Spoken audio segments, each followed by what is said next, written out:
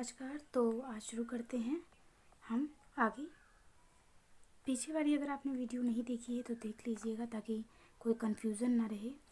और हम शुरू करते हैं, उसके बाद ये चैप्टर हमारा कंप्लीट हो जाएगा। बहुत जल्दी ही बहुत नज़दीक आ गए हैं अपने चैप्टर के। शिक्षा की विषय वस्तु और विचारधारा के बारे में जानेंगे। शिक्षा की विषय वस्तु और विचारधारा ने भी काफ़ी हद तक महिलाओं के निम्न शैक्षणिक स्तर में योगदान दिया है।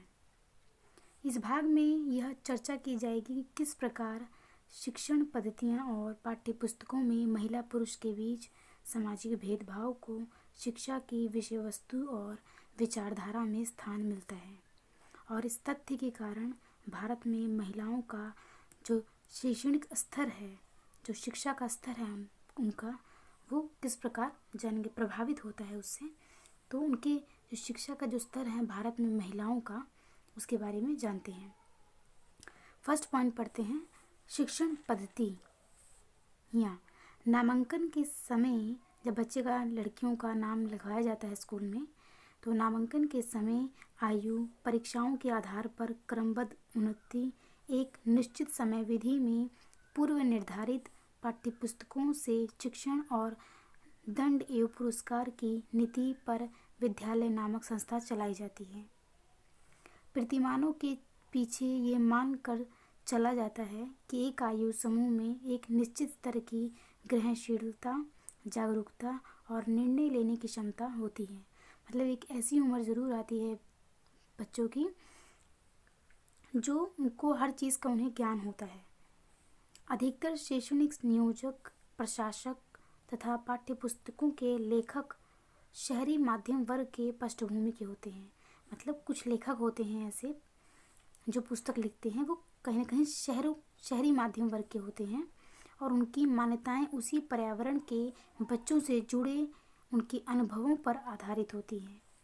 भारत में जहां अधिसंख्य स्कूल और विद्यार्थी ग्रामीण क्षेत्रों में रहते हैं, वहां मध्यम वर्ग की मान्यताओं पर आधारित विचारों वाली शिक्षा पद्धति की वैधता का पुनः निरीक्षण करने की आवश्यकता है। शिक्षण पद्धति में कल्पना शक्ति और अभिक्रम नेतृत्व का अभाव सामान्यतः कड़ी प्रवेश नीति के साथ जुड़ा होता है। एक निश्चित आयु तक बच्चों को केवल प्रथम कक्षा में प्रवेश की अनुमति देने वाली एकल बिंदु प्रवेश प्रणाली का भारत में अनुसरण किया जाता है। इस संदर्भ में बच्चों को केवल स्कूल शिक्षा से इसलिए हटाया जाए कि उनकी आयु अधिक है, विद्यार्थियों को स्कूल से दूर रखती है। पहले ये चर्चा हो चुकी है कि किन कारकों के कारण लड़कियां अधिकतर स्कूल छोड़ देती हैं। ये भी सत्य है कि 9 वर्ष की एक आदिम बालिका शायद दूसरी कक्षा के 6 और 7 वर्ष के बच्चों के साथ बैठने में कठिनाई अनुभव करे। उसमें अलगाव के भाव तथा भिन्न होने की भावना इतनी प्रखर हो सकती है कि वह कुछ ही महीनों में स्कूल छोड़ दे। मतलब इसमें ही बात की गई है कैसे अगर बच्चे की शिक्षा पर ध्यान ना दिया जाए और उसकी उम्र बढ़ती जाए और उसके बाद भी अगर उसे कम छोटी क्लास में एडमिशन दिया जाए तो उसके अन्य छोटे बच्चों से और उसका एक बड़ा होना कितना प्रभाव दिखाता है। तो महीनों में स्कूल छोड़ दें। इस समस्या का आंशिक समाधान विभिन्न आयु समूह में बहुबिंदु प्रवेशों के आधार पर उन प्राथमिक पाठशालाओं में किया जा सकता है जो अधिक परिपक्व बच्चों के लिए नवीन शिक्षण पद्धतियों पर आधारित है। अध्यापकों में पाठ्यपुस्तकों और पाठ्यक्रमों में दुराग्रह है।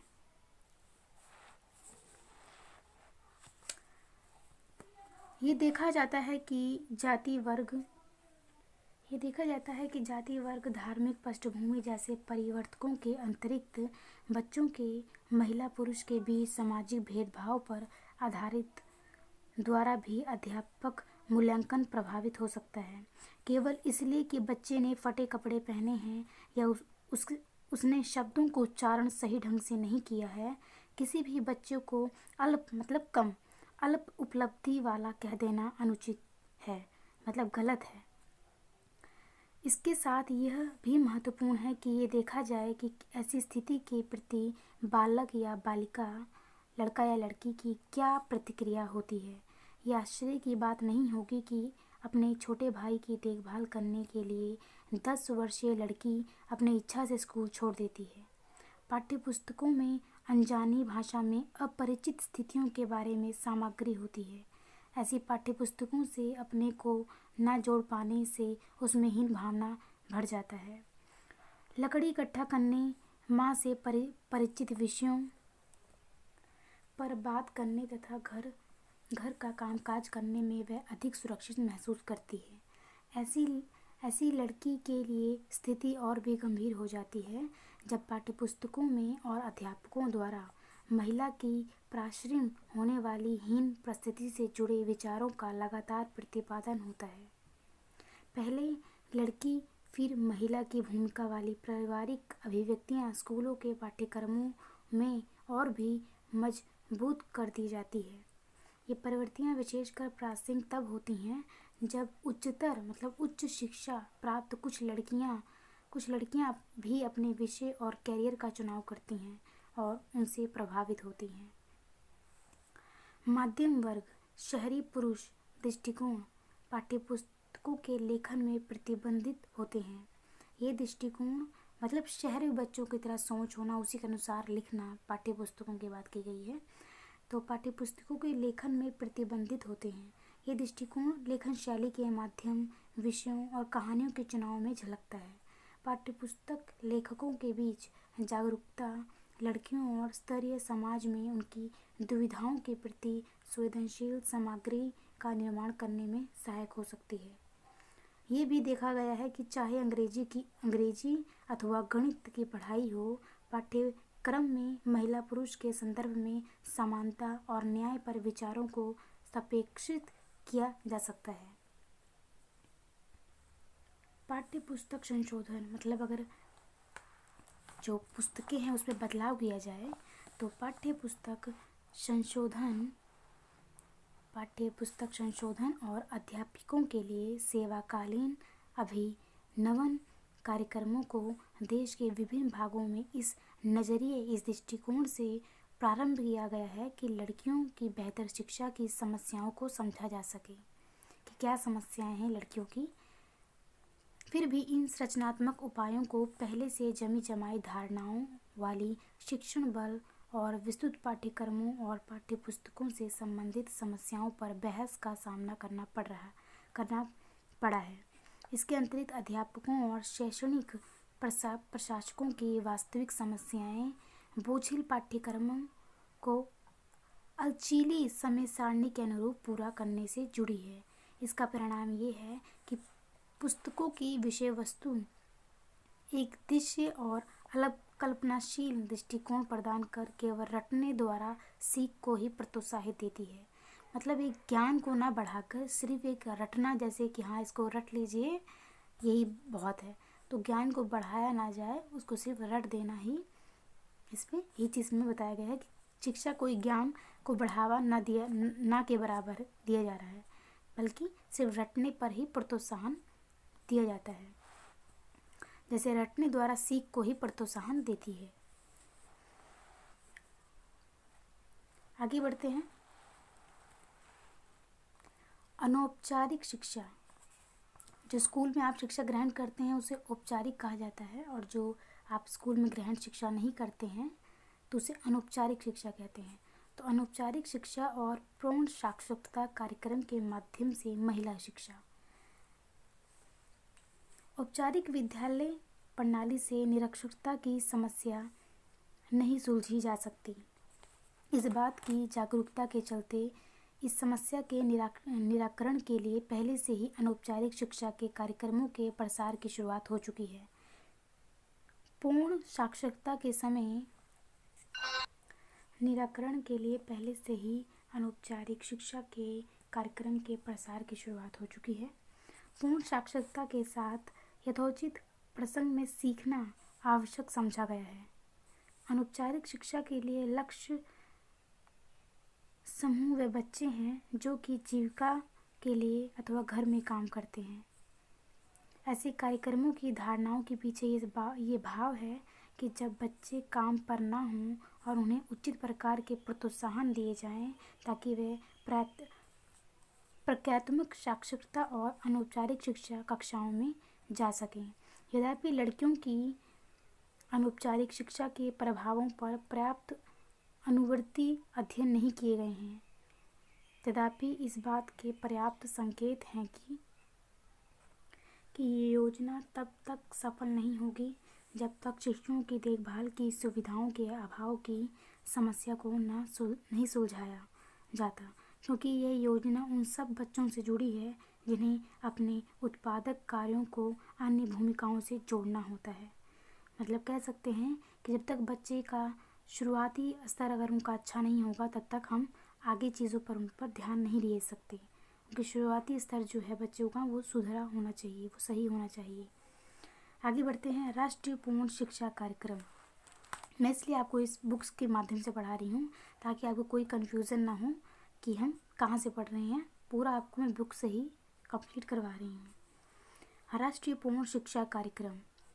जनता सरकार ने 1978 में राष्ट्रीय पूर्ण शिक्षा कार्यक्रम का सूत्रपात इस उद्देश्य से किया कि 5 वर्षों के काल में 15 से लेकर 35 वर्ष तक के बीच आयु समूह वालों की साक्षरता के घेरे में लाया जा सके।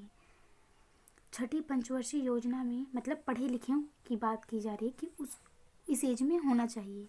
छठी पंचवर्षीय योजना में पूर्ण शिक्षा को न्यूनतम आवश्यकता कार्यक्रम के एक भाग के रूप में सम्मिलित किया गया और राष्ट्रीय साक्षरता मिशन ने 1995 तक 15 से लेकर 35 वर्ष तक के आयु समूह में साक्षरता उन्मूलन करने का लक्ष्य बनाया। जब यह लक्ष्य निर्धारित समय तक प्राप्त नहीं हुआ तब इसकी अवधि बढ़ाई गई। 21वीं शताब्दी के शुरुआत में राष्ट्रीय साक्षरता अभियान का लक्ष्य है पूर्ण साक्षरता, अर्थात 2007 तक अनौपचारिक शिक्षा 15.35 समूह के निरक्षरों को पहुंचाकर 75% साक्षरता के लक्ष्य तक पहुंचना है। मतलब ज़्यादा मात्रा में अब पढ़ाई शिक्षा को जहाँ तक हो सके उसे आगे बढ़ाया जाए। देश के 600 जिलों में से 587 इस अभियान के साक्षरता कार्यक्रमों के अंतर्गत आ चुके हैं। इसका प्रमुख केंद्र बिंदु मुख्य रूप से ग्रामीण क्षेत्रों में रहने वाली महिलाएं और पिछड़े समुदाय हैं। ये लक्ष्य वास्तविकता से बहुत दूर रहे हैं, विशेषकर जब कुल निरक्षरों के केवल 60% को ही शिक्षित किया जा सके और उनमें अधिकांश महिलाएं ही निरक्षर रह गईं। मतलब जो पढ़ी लिखी नहीं हो, जो कम मतलब छूट गई हो कह सकते हैं। फिर भी संकेत मिलते हैं कि अच्छी तरह चलाए गए कार्यक्रमों से संपूर्ण परिवार को लाभ हो सकता है। तो इसका कहने का भाव यही है, राष्ट्रीय पूर्ण शिक्षा कार्यक्रम का अर्थ यही है कि एक एज ऐसी होनी चाहिए जब बच्चों को इतनी जानकारी, इतना ज्ञान तो होना ही चाहिए। शिक्षा का स्तर उनमें इतना डेवलपमेंट कह सकते, इतना विकास होना चाहिए कि वो ये ना कही जाए कि वो अनपढ़ है, ऐसा नहीं। तो एक शिक्षा को बढ़ाया जाए जहाँ तक संभव हो। आगे बढ़ते हैं। परिवर्तन के कुछ प्रमाण। आंध्र प्रदेश के एक पिछड़े इलाके का गहन अध्ययन दर्शाता है, मतलब इस पर अध्ययन किया गया, पिछड़े इलाके कहाँ के, आंध्र प्रदेश के, कि मातृत्व और शिशु स्वास्थ्य और पोषण की आधारभूत सेवाओं सहित शिक्षा का सुसंबद्ध कार्यक्रम आधुनिक स्वास्थ्य पद्धतियों के प्रति उच्च स्तर की जागरूकता गहनशीलता के रूप में सामने आया है।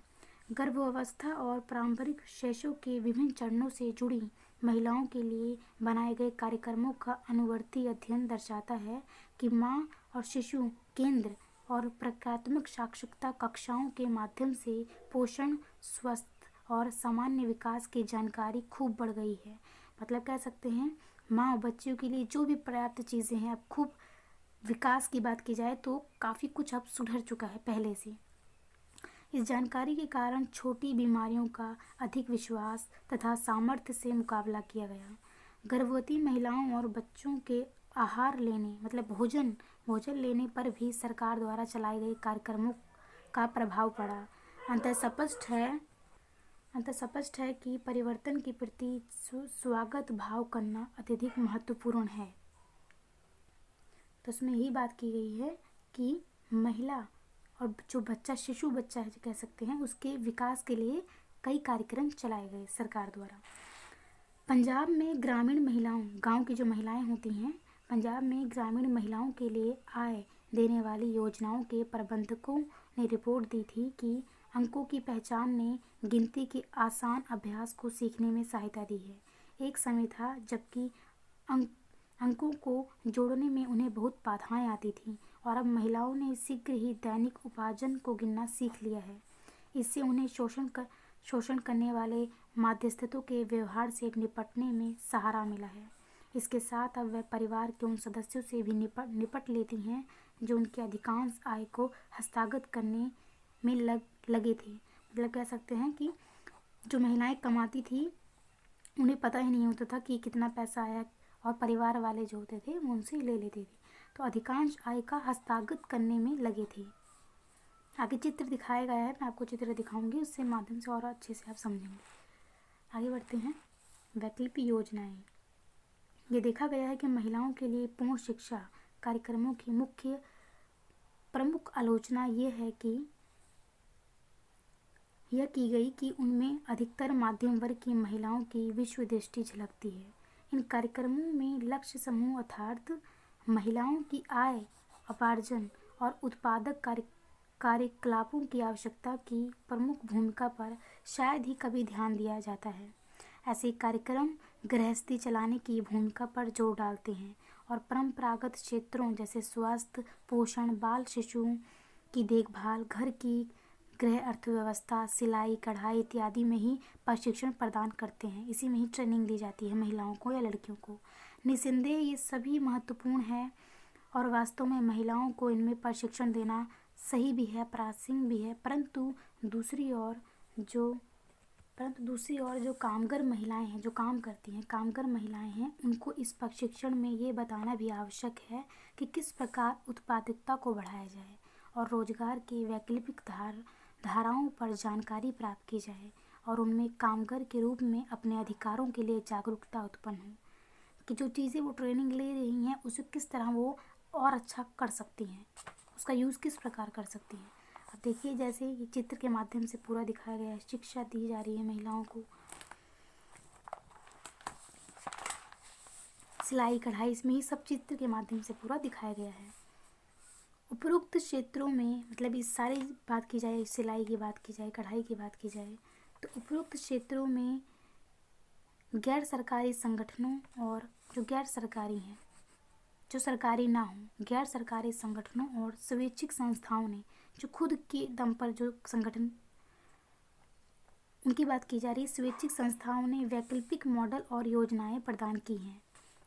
मध्य प्रदेश में कस्तूरबा वनवासी कन्या आश्रम और उत्तर प्रदेश में कौसौनी में कुमाऊं उत्थान महिला मंडल के 2 अध्ययन ये इंगित करते हैं, ये दर्शाते हैं कि छोटी लड़कियों को शिक्षा प्रणाली में रहने में समुदायों की सहभागिता सहायता करती है। एक समुदाय जो है छोटी बच्चों को शिक्षा के लिए प्रोत्साहित करे तो बहुत बड़ी बात होती है। दोनों संगठन गांधीवाद पर आधारित है और मध्य प्रदेश में संगठन का केंद्र बिंदु आश्रम है। आश्रम के लिए आकर्षण धीरे धीरे स्कूल में रुचि की ओर ले गया। बच्चे स्कूल पहले आश्रम जाते थे, धीरे धीरे उनका जो कह सकते हैं अट्रैक्ट वो हुए स्कूल की तरफ। यही स्कूल स्थानीय दबावों का सामना करने के लिए परिवार के सदस्यों को आवश्यक शक्ति प्रदान करने की जगह बन गया। कुमाऊं केंद्र में पूर्व विद्यालय बच्चों को बालवाड़ी सेवाएं और बड़ी लड़कियों के लिए अधिक अनौपचारिक रूप से प्रदान करता है। केंद्र के सभी कर्मचारी स्थानीय व्यक्ति हैं और सामान्य वातावरण की तरह न होकर रहने, खाने और अन्य पहलुओं में स्कूल की दैनिक कार्यक्रम घरेलू जीवन के समान है। कि मतलब कोई ज़्यादा ये नहीं है कि बच्चे डरे या बड़े लोग डरें आश्रम में जाने, एकदम घरेलू जैसा ही वहाँ पे माहौल है। दोनों संगठन सफल हुए हैं क्योंकि पाठ्यक्रमों में समुदाय की रुचि है। पाठ्यक्रम प्रासंगिक होने के साथ साथ शिक्षा की प्रमुख धाराओं के साथ भी जुड़ा है। कि मतलब शिक्षा भी दे रही, हर चीज़ का ज्ञान जो भी ज़रूरी है वो यहाँ तक मिल रहा है।